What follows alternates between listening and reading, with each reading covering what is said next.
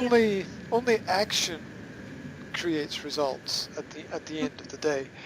You can sit and think about something for 10 years, but Nothing and happens.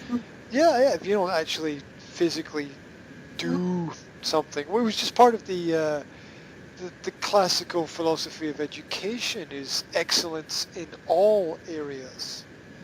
No, and that means physically as well as mentally. So, the Yes. ancient athletes would be trained in, um, all of the athletic abilities as well as all of the intellectual subjects that were necessary at the time. The language arts, the mathematical arts, so that they would be complete as people, not incomplete as As has happened as as has happened over the last 100 years, that we've produced we've produced a lot of incomplete people. And again, the role of education is not to complete people. yeah. It's to prepare So people for their journeys. yeah. Yeah, I mean, the story is never complete, right? The story is the story is always being written and rewritten. Yeah, but writers usually complete their their stories. They try to complete the stories. Yeah, parts. The story is an integral part of learning. So what is the root of story? Store Yeah. to store information to Yeah. store Yeah, because whatever. if there's no story, there's no data storage in the human mind. If you cannot connect, if the pieces of information that you receive are not connected to something or someone practical, Yeah. they will not be retained by the mind, and they will not be useful at any point in time. So that's why, all business leaders are trained in their story. All marketing is in essence a story. What story can we sell to people that will cause them to remember us? How can we, trigger an emotional reaction through our story that connects with their story? And Yeah, because life is a story. yeah, Life yeah, yeah. is a story, so it's Yeah, associated.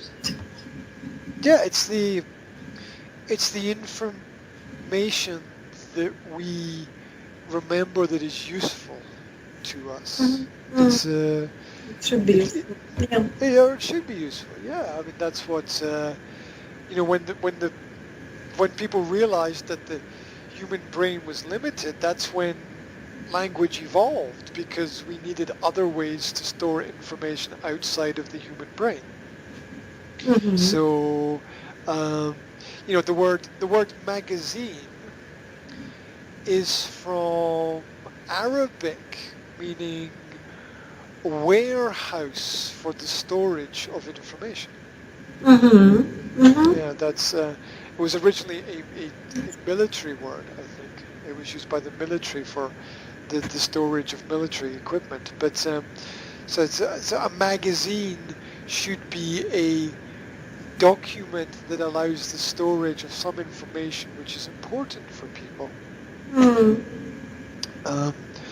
And so that's when writing evolved and developed, so that we could store information outside of the human brain that would be useful for us.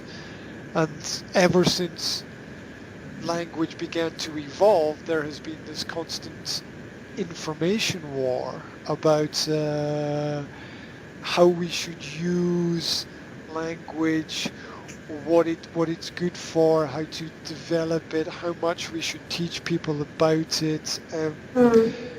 Um, it's a constantly complex and evolving process that challenges people to challenge themselves.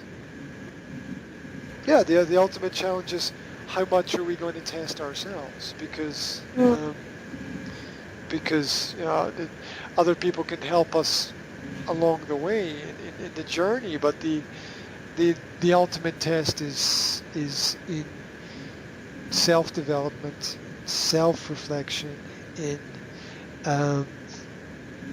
self-processing of information, and self-development of logic. That's the ultimate test over a period of time. It's all internal processes of the mind and the human imagination. Yeah, and it causes opposite insomnia. Yeah, I think that's for me, sleeplessness is an inability to let go of information. So it's think of it like swimming in a swimming pool. Yeah, holding on to the edge of the swimming pool is holding on to the information.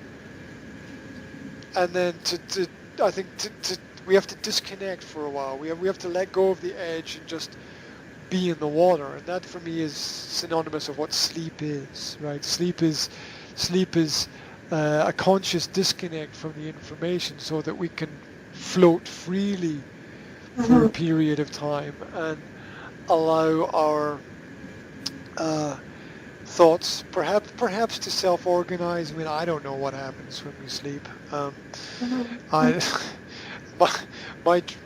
My dreams are as weird and crazy and strange as anything. I've dreamt things that are absolutely impossible, and I've dreamt things that have then happened in reality as well. Yeah. So I don't know what it all means when it's put together. I know there's a big industry in dream analysis where people say that they can interpret the information in certain ways. Maybe they can. Exactly, who knows? I think that I think it's crazy because I always say we find the meaning that we want to find or that we need to find in whatever it is that we do. So we often make meaning out of things that don't have much meaning. We're all capable of seeing too much in something and too little in something as well at the same time. But I don't know, the crazy thing is I don't know about other people's experiences. I listen to other people's experiences and I try to understand what it is that they say, but it's always it always has to be processed through my own perspective of life, which is problematic. It's really hard to be objective about what another person is seeing or experiencing. It's a scientific problem of pain. How do you measure pain? Right. Right. So see, for each, despite all the advances in science that we have, it's really something as basic as pain is still really difficult to measure because it requires that everybody be the same, and we're not.